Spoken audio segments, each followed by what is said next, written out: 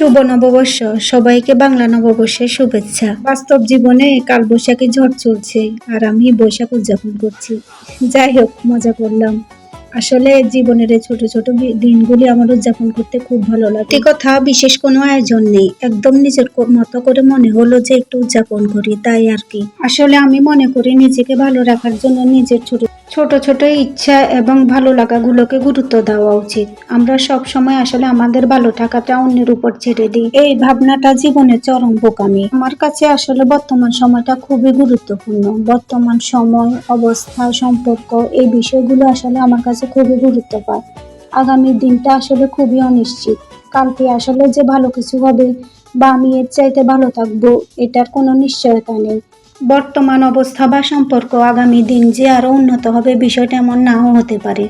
তাই জীবনে সবকিছু যে অনেক বিশেষ এবং গোটা করে উদযাপন করতে হবে, এই মতামতে আমি একদম বিশ্বাসী নই। সত্যিকার অর্থে জীবনটা কঠিন নয়, আমরা এটাকে কঠিন করে ফেলি। চাইলে ছোট ছোট বিষয়গুলোতে আনন্দ খুঁজে নিয়ে প্রাণ খুলে হাসা যায়, একটু আত্মতৃপ্তি নিয়ে দিনগুলোকে উদযাপন করা যায়।